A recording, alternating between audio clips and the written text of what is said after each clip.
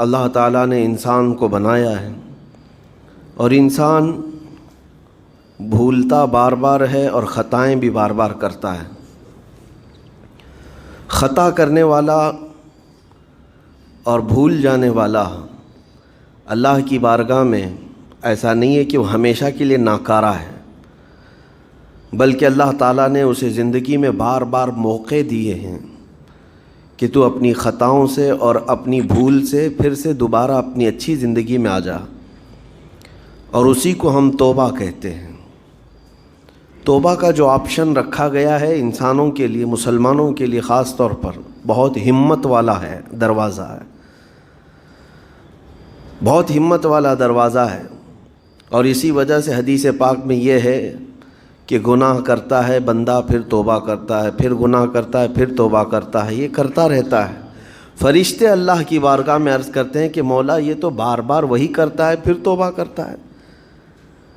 اگر ہمارے ساتھ کوئی غلطی ایک بار دو بار کر دے، تیسری بار تو ہم اسے چھوڑیں گے بھی نہیں۔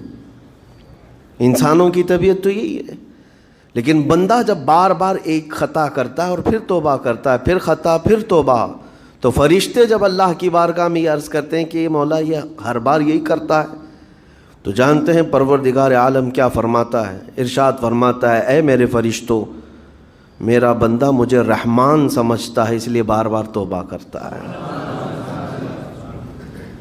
مجھے وہ ارحم الراحمین سمجھتا ہے، ورنہ کون بار بار اللہ تبارک و تعالیٰ کی بارگاہ میں دروازہ کھٹکھٹاتا؟ تو رب تبارک و تعالیٰ ارحم الراحمین ہے، یہ تصور ہر مسلمان کے ذہن میں ہے، اس کی وجہ سے وہ کبھی مایوس نہیں ہوتا۔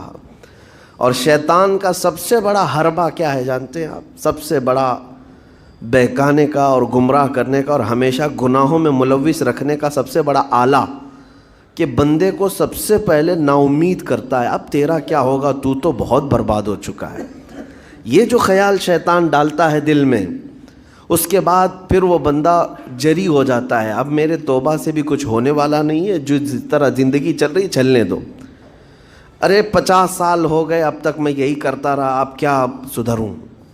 یہ جو خیالات ہے یہ شیطان ڈالتا ہے تاکہ اس کی کفر پر موت ہو جائے، تاکہ وہ ہمیشہ گناہوں کی موت مرے۔ نا امیدی جو ڈالتا ہے شیطان، اب میرے ساتھ کچھ ہونا نہیں ہے۔ نہیں میرے عزیزو، رحمت عالم صلی اللہ تعالیٰ علیہ وسلم کی بارگاہ میں کیسے کیسے لوگ آئے اور ارحم الراحمین نے ان کی توبہ قبول کی۔ آپ کو ایک بات میں بتاؤں، سیدنا عمر ابن خطاب رضی اللہ تعالیٰ عنہ کا دور ہے۔ مثنوی شریف میں مولانا روم فرماتے ہیں، جنت البقیع آپ نے سنا ہوگا، قبرستان مدینے کا، مدینے کے قبرستان میں رات کے وقت ایک بوڑھا آدمی 80 سال کا جو بانسری بجاتا تھا اور اسی سے پیسہ کماتا تھا، اس کی بانسری میں بڑی اچھی لے تھی، بڑی سر اچھی تھی، لوگ سنتے تھے اور پیسے دیتے تھے، لیکن بڑھاپے میں جب سانس پھولنے لگ جاتی ہے، ہانپنے لگ جاتا ہے، سانس نہیں ٹھہرتی، تو بانسری کیسے بجتی؟ اس کی لے ٹوٹ جاتی، لہجے بدل جاتے۔ بوڑھا آدمی، اب اس کی بانسری سننے کو کوئی آتا نہیں تھا اور پیسے ملتے نہیں تھے، تھک ہار کر کے وہ آیا، رات کا وقت تھا، جنت البقیع قبرستان میں، 80 سال کی عمر کا ہو گیا ہے، اس نے بانسری توڑ دی، کہا زندگی بھر جس چیز سے میں کماتا تھا اب میری سانسوں نے جواب دے دیا، جسم پھولنے لگا ہے، سانس زیادہ آنے لگ گئی ہے، اب میرا کھانا پینا کیسا چلے گا؟ خیر ارحم الراحمین، ہوں تو تیرا ہی بندہ، میرے اہل و عیال نہیں، میرے رشتہ دار نہیں، مجھے اگر تو بھوکا مارنا ہے تو اسی قبرستان میں مار دے، یا اگر میری زندگی باقی ہے تو میرے رزق کا انتظام کر دے۔ وہ رو رہا تھا 80 سال کی عمر میں۔ جب بندہ لاچار و مجبور ہوتا ہے تو پروردگار کو ہی یاد کرتا ہے۔ جانتے ہیں عمر ابن خطاب رضی اللہ تعالیٰ عنہ امیر المومنین مسجد نبوی میں تھے اور ان کی آنکھ لگی تھی، خواب میں رسول پاک صلی اللہ تعالیٰ علیہ وسلم تشریف لائے، کہا عمر اللہ کا حکم ہے جنت البقیع میں جاؤ، ایک بھوکا آدمی کھڑا ہے، اپنے گھر سے کھانا لے جاؤ اور اس کی ضرورت کا انتظام کرو۔ نیند کھلی تو آپ نے دیکھا اللہ کے حبیب صلی اللہ علیہ وسلم کی طرف سے حکم آیا اور رب ذوالجلال کا حکم ہے. گھر سے عمدہ کھانا لیا تو شادان لے کر کے کچھ مال و متاع بھی لے کر قبرستان میں گئے. ڈھونڈا کون ہے یہاں پر, تو دیکھا کہ ایک ہانپتا کانپتا ہوا 80 سال کا بوڑھا روتا ہوا نظر آیا. امیر المومنین اپنے ہاتھ میں توشادان لے کر اس کے قریب گئے. کہا تو بھوکا ہے؟ کہا ہاں بھوکا ہوں. بیٹھ چل میں تجھے کھلاتا ہوں. دسترخوان بچھا کر اسے اپنے ہاتھوں سے کھلایا اور اسے اپنی ضرورت کے مطابق جو ضروریات تھیں اس کی ضرورت کے مطابق وہ ساری چیزیں دی. وہ بوڑھا پوچھتا ہے آپ کون ہیں؟ حضرت عمر فاروق نے کہا میں عمر ابن خطاب ہوں.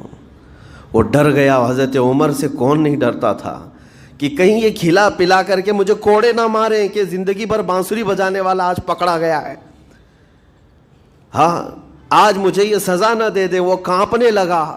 کہا کہ آپ یہاں کیسے؟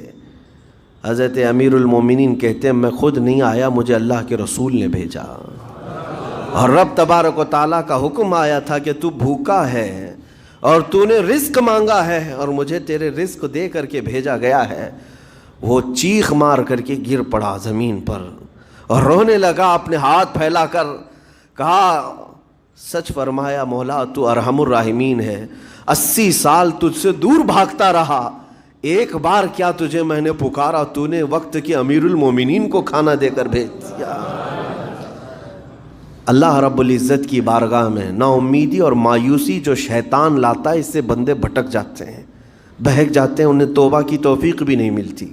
اسی لیے میرا مولا فرماتا انا عند ظن عبدی بی. رب تعالیٰ فرماتا میرا بندہ میرے بارے میں جیسا گمان کرتا ہے میں اس کے ساتھ ویسا سلوک کرتا ہوں. تم کیا گمان کرتے ہو؟ وہ سخت پکڑ کرے گا, ابھی مار ڈالے گا. وہ غفار ہے, قہار ہے, جبار ہے, لیکن ساتھ میں وہ ستار بھی ہے, وہ رحمان بھی ہے, رحیم بھی ہے. اگر رب تبارک و تعالیٰ ہر چیز پر پکڑ کرتا تو ہمارا تو جینا ہی نہیں تھا. یہاں پر اتنے گناہ ہو چکے. اور وہ رب تعالیٰ فرماتا وسعت رحمتی کل شیء, میری رحمت نے ہر چیز کو گھیر رکھا ہے.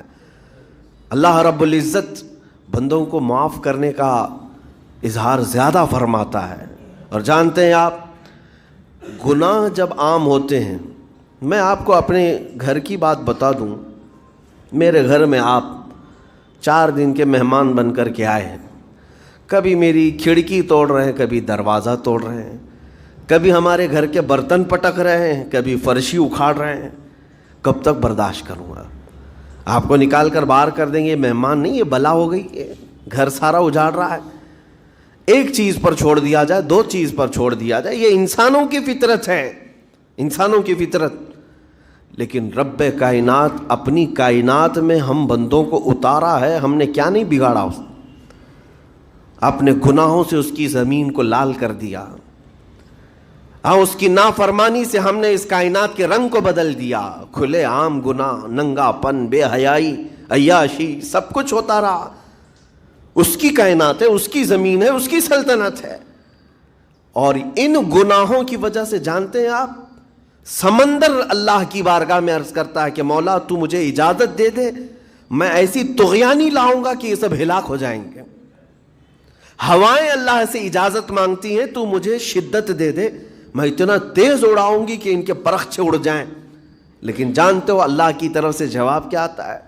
سمندر کو بھی رب تعالیٰ فرماتا ہے, ہواؤں کو بھی کہتا ہے رب تعالیٰ رک جاؤ, میں میرے بندوں کے انتظار میں ہوں, میرے بندوں کی توبہ کے انتظار میں ہوں کہ میرے بندے میرے پاس لوٹ آئیں گے. اسی لیے اللہ کے حبیب صلی اللہ تعالیٰ علیہ وسلم ارشاد فرماتے ہیں اللہ تعالیٰ کو سب سے زیادہ خوشی کس بات کی ہوتی ہے جانتے ہیں؟ رب تعالیٰ اپنے بندوں سے کب خوش ہوتا ہے؟ مثال دے کر کے میرے آقا نے فرمایا, مثال دے کر سمجھایا. صحرا میں, ڈیزرٹ میں ریتیلے میدان ہوتے ہیں, اس کا سفر بڑا ڈینجر ہوتا ہے. آج بھی ڈیزرٹ ہیں بہت سارے, سہارا ڈیزرٹ کا نام سنا ہوگا آپ نے. ہم گئے ہیں 200-250 کلومیٹر تک آپ چلتے رہو گاڑی, نہ ایک درخت نظر آتا ہے, نہ پہاڑ نظر آتا ہے, نہ گھر نظر آتا ہے, کچھ بھی نہیں. اس طرف میدان ریت کا اور آسمان لگا ہوا دکھتا ہے, ادھر بھی آسمان. تنہا ہم اکیلے نظر آتے رہتے ہیں. صحرا کا جو سفر ہوتا ہے بہت کٹھن ہوتا ہے. نبی پاک صلی اللہ تعالیٰ علیہ وسلم مثال دیتے ہوئے ارشاد فرماتے ہیں ایک بندہ اپنی اونٹنی لے کر اس پہ ساز و سامان لے کر کھانے پینے کا صحرا کے سفر پر تھا، اور صحرا میں کھانا پانی بہت مقدار میں لی جاتی ہے کیونکہ کچھ ملتا نہیں، اور جلد سے جلد وہاں سے سفر گزار کر کے آنا. ایک بار اگر راستہ بھٹک گیا موت ہو جاتی، وہاں پہ راستہ ملے گا نہیں. جس طرف بھی جاؤ تو لگے گا سیدھا ہی چل رہا ہوں، ڈائریکشن ہی نہیں پتہ ہوتے صحرا میں. حضور پاک صلی اللہ علیہ وسلم فرماتے ہیں ایک بندہ صحرا کے سفر میں اپنی اونٹنی کے ساتھ ساز و سامان لے کر سفر پر تھا. بیچ راستے میں اسے نیند آئی، سویا. سو کر کے اٹھا تو دیکھا اس کی اونٹنی ساز و سامان کے ساتھ غائب ہے. صحرا میں، بیچ صحرا میں. اب جو سواری تھی وہ غائب ہے، کھانا پانی تھا وہ غائب ہے، کچھ نہیں ہے ساتھ میں.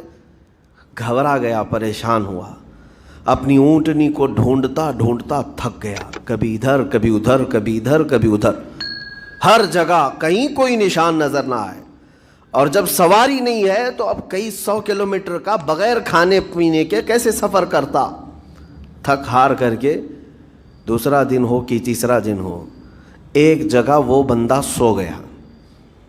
پھر سے سو گیا، اب راستہ بھی نہیں ملتا. سویا تو نیند سے اٹھا جب تو دیکھا اس کی اونٹنی بھی موجود ہے، اس کا ساز و سامان بھی ہے. یہ مثال ہے، یہ مثال ہے. میرے آقا صلی اللہ علیہ وسلم صحابہ سے اب پوچھتے ہیں اے میرے صحابہ بتاؤ اس بندے کو جو صحرا میں گمشدہ اونٹنی جس کی مل جائے اسے خوشی کتنی ہوگی. صحابہ کہتے ہیں یا رسول اللہ اس کی تو جان میں جان آ گئی ہوگی، کیونکہ وہ جانتے تھے صحرا کا سفر کیا ہوتا ہے. کہا سب سے زیادہ اسے خوشی ہوگی کہ اس کا کھویا ہوا سامان مل گیا، کھوئی ہوئی سواری مل گئی. میرے آقا صلی اللہ علیہ وسلم فرماتے ہیں گمشدہ اونٹنی کے ملنے پر جیسے اس مسافر کو خوشی ہوئی، اس سے کئی زیادہ بڑھ کر کے رب تعالیٰ کو اس وقت خوشی ہوتی ہے جب ایک گنہگار بندہ واپس توبہ کر کے اس کی بارگاہ میں آتا ہے.